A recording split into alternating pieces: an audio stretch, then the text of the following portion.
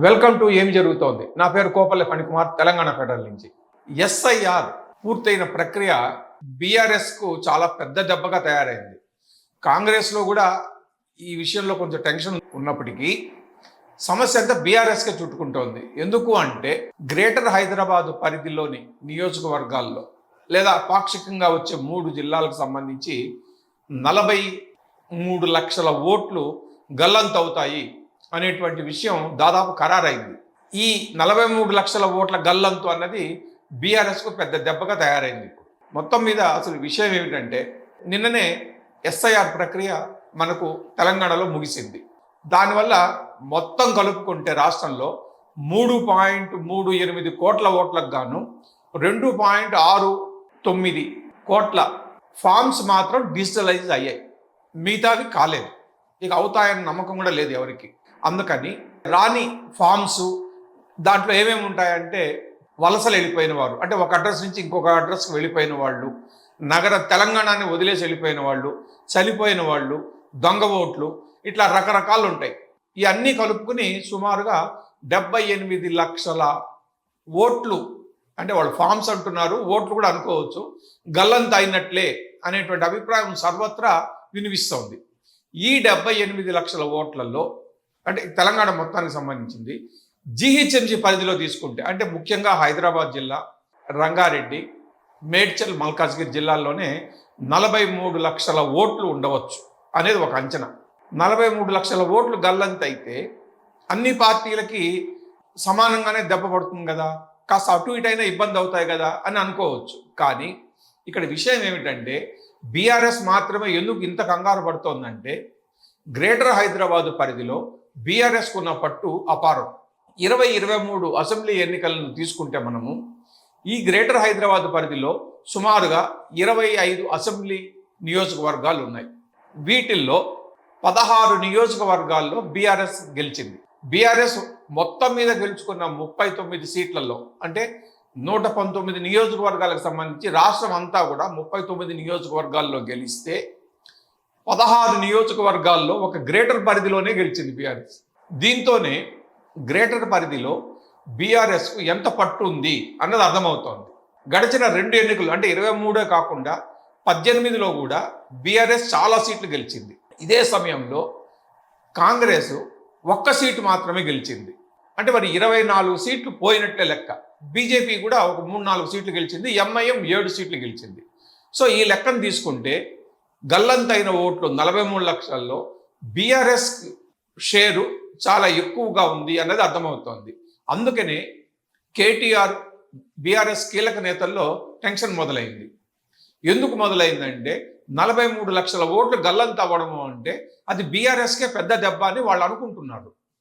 వాళ్ళకు రావాల్సిన ఓట్లన్నీ కూడా ఎస్ఐఆర్ రూపంలో, ఓటర్ ప్రక్షాళన అంటే ఓటర్ జాబితా ప్రక్షాళన రూపంలో గల్లంత అయితే ఎక్కువ నష్టము తమకే అని కేటీఆర్, బీఆర్ఎస్ వాళ్ళు భావిస్తున్నారు. అందుకనే ఈ నెల 13, 14 అంటే గురువారం, శుక్రవారం ఒక ఎమర్జెన్సీ మీటింగ్ లాగా పెట్టుకున్నారు. గ్రేటర్ హైదరాబాద్ పరిధిలోని ప్రజాప్రతినిధులు, మాజీ ప్రజాప్రతినిధులు, సీనియర్ నేతలు అందరితోనూ కేటీఆర్ ఆధ్వర్యంలో ఒక సమావేశం జరగబోతోంది 2 రోజులు. ఏ నియోజకవర్గాల్లో అంటే పోలింగ్ బూత్ వారీగా లెక్కలు తీసుకుని ఎన్ని ఓట్లు ఎక్కడెక్కడ పోయినాయి అనేటువంటి వివరాలన్నింటినీ తీసుకుని దాని మీద సమీక్ష జరపబోతున్నారు. ఎందుకు ఈ సమీక్ష? ఆల్రెడీ గల్లంత అయినాయి కదా అంటే ఈ నెల 17వ తేదీన కేంద్ర ఎన్నికల సంఘము డ్రాఫ్ట్ ఓటర్ జాబితాను ప్రకటించబోతోంది. అంటే ముసాయిదా ఓటర్ జాబితా అంటారు.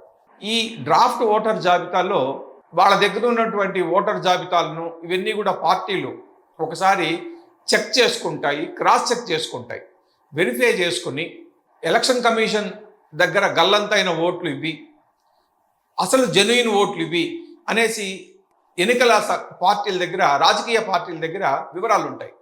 సో అటువంటి వివరాలు చూసుకుని జెన్యూన్ ఓట్లు అయినా సరే ఎలక్షన్ కమిషన్ దృష్టిలో అవి గల్లంతయ్యాయి అనుకున్నప్పుడు మళ్ళీ ఫామ్ 6 లాంటిది సబ్మిట్ చేసి పోయాయి అనుకున్న ఓట్లను తిరిగి రాబట్టుకోవచ్చు.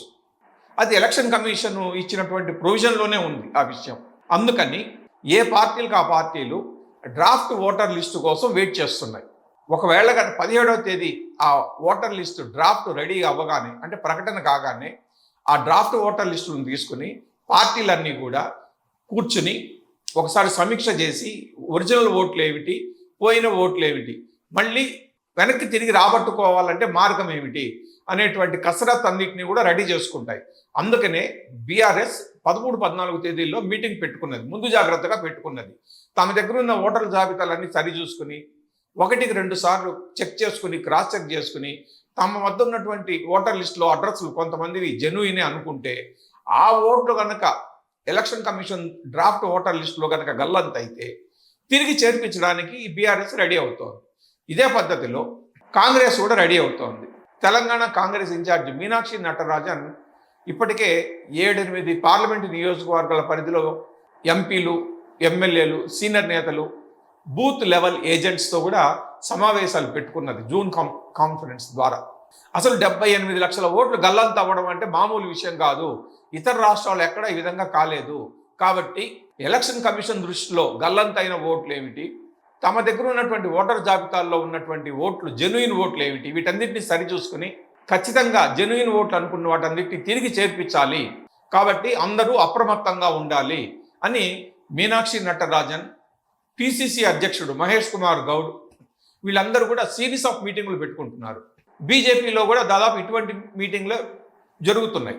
సో ఈ మొత్తం ఇది తీసుకుంటే 43 లక్షల ఓట్ల గల్లంతు అంటే గ్రేటర్ పరిధిలో వాటి దెబ్బ బీఆర్ఎస్ మీద ఏ స్థాయిలో పడింది అనేది మనకు అర్థమవుతోంది. నిజానికి ఈ ఓట్లన్నీ నిజంగానే గల్లంతయ్యాయా, లేదా బూత్ లెవెల్ ఆఫీసర్స్ నిర్లక్ష్యం కారణంగా గల్లంతైన ఓట్లు కూడా ఇందులో ఉన్నాయా అనేది తెలియాలంటే మనకు డ్రాఫ్ట్ నోటిఫికేషన్ పబ్లిష్ అవ్వాలి. దాంతో పార్టీలు తమ దగ్గర ఉన్న ఓటర్ జాబితాలు సరిచూసుకోవాలి. అప్పుడు కానీ ఏ విషయం తెలియదు. ఇది అవన్నీ జరగాలంటే మనం 17వ తేదీ వరకు వెయిట్ చేయాల్సిందే. Thank you.